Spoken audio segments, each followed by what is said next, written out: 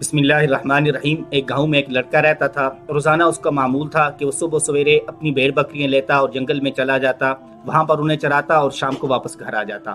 ایک دن وہ صبح سویرے گھر سے نکلا، اپنی بھیڑ بکریوں کو لیا اور جنگل کی طرف روانہ ہو گیا۔ جب وہ جنگل میں پہنچا تو اسے اچانک خیال سوجا کہ آج اسے اپنے بڑے بھائی سے ملنے شہر میں جانا چاہیے۔ اس نے اپنی بھیڑ بکریوں کو وہاں پر ہی چھوڑا اور شہر کی طرف روانہ ہو گیا۔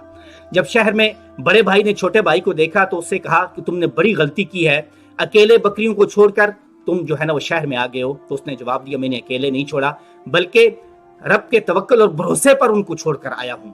تو بڑے بھائی نے جواب دیا کہ وہاں پر ہی کتنے بھیڑیے اور خونخوار جانور بھی اپنے شکار کی تلاش میں ادھر ادھر رب کے توکل اور بھروسے پر گھوم رہے ہوں گے۔ اسی چیز کو آپ صلی اللہ علیہ وسلم نے اس حدیث میں بیان فرمایا جب ایک بدوی صحابی آپ صلی اللہ علیہ وسلم سے ملنے کے لیے آئے۔ آپ صلی اللہ علیہ وسلم نے ان سے پوچھا کہ آپ نے اپنے اونٹ کو کہاں چھوڑا؟ تو انہوں نے کہا کہ اللہ کے توکل پر میں باہر چھوڑ کر آیا ہوں۔ تو آپ صلی اللہ علیہ وسلم نے ارشاد فرمایا، جاؤ پہلے اس کو باندھو پھر رب پر توکل کرو۔ اس چیز کو توکل کہتے ہیں، یعنی سارے مادی وسائل کو استعمال کرنا، اپنی فکر کو استعمال کرنا، اپنی عقل کو استعمال کرنا اور سارے ذرائع استعمال کر کر نتائج رب کے سپرد کر دینا۔ اسی کو آپ صلی اللہ علیہ وسلم نے بڑی خوبصورتی میں اس حدیث میں بیان فرمایا۔ حضرت عمر رضی اللہ تعالیٰ عنہ اس کے راوی ہیں، فرمایا انکم تتوکلون علی اللہ حق توکلہ، کہ لوگو تم اللہ پر توکل کرو جس طرح توکل کرنے کا حق ہے۔ تو اللہ تعالیٰ تمہیں کیا دے گا؟ اللہ تمہیں رزق دے گا، کما یرزق الطیور، جس طرح وہ پرندوں کو رزق دیتا ہے۔ تغدو خماسن، وہ صبح سویرے اپنے گھونسلوں سے نکل جاتے ہیں، ہزاروں فٹ کی بلندی پر اڑتے ہیں، میلوں کا سفر طے کرتے ہیں، اسباب کو تلاش کرتے ہیں، عقل کا استعمال کرتے ہیں۔ تو جب شام کو آتے ہیں تروہ بطاحن، تو اللہ تعالیٰ ان کو کے پیٹ بھر دیتا ہے اور بھرے ہوئے پیٹوں کے ساتھ وہ واپس آتے ہیں۔ اسی کو اللہ تعالیٰ نے قرآن مجید میں اس آیت میں بیان فرمایا کہ وَتَزَوَّدُوا فَإِنَّ خَيْرَ الزَّادِ التَّقْوَىٰ، کہ جب تم حج کے لیے جانے لگو تو اپنا زاد راہ ساتھ لے لیا کرو، لیکن بہترین زاد راہ تقویٰ ہے۔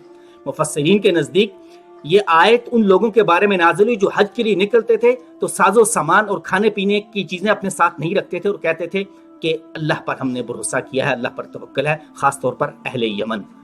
اور اسی طرح سورۃ الانفال میں بھی اللہ تعالیٰ نے ارشاد فرمایا کہ وَأَعِدُّوا لَهُم مَّا اسْتَطَعْتُم مِّن قُوَّةٍ، جہاد کے لیے تیاری کر کے رکھو، اپنے گھوڑوں کو تیار رکھو۔ اور اس کا عملی نمونہ آپ صلی اللہ علیہ وسلم نے غزوہ بدر کے موقع پر پیش کیا کہ جب آپ صلی اللہ علیہ وسلم مشکل حالت میں تھے تو آپ صلی اللہ علیہ وسلم کے پاس جتنے بھی مادی وسائل تھے، یعنی آپ صلی اللہ علیہ وسلم کے پاس 2 گھوڑے، 70 اونٹ اور پھر 6 زریں اور 8 تلواریں، جو کچھ بھی تھا، 313 لوگ تھے، سب کو لے کر بدر کے میدان میں پہنچ کے اور وہاں پر بھی جا کر جنگی تدابیر اور حکمت عملی کی، صفوں کو صحیح طریقے سے درست کیا اور پھر مسلح پر کھڑے ہوئے اور دعا کی۔ اس کو بولتے ہیں توکل۔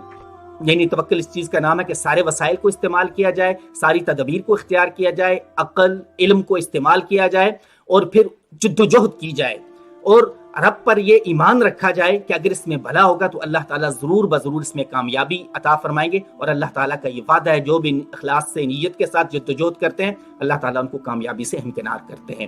اللہ تعالیٰ سے دعا ہے کہ وہ عمل کی توفیق نصیب فرمائے۔ ربنا تقبل منا انک انت السمیع العلیم۔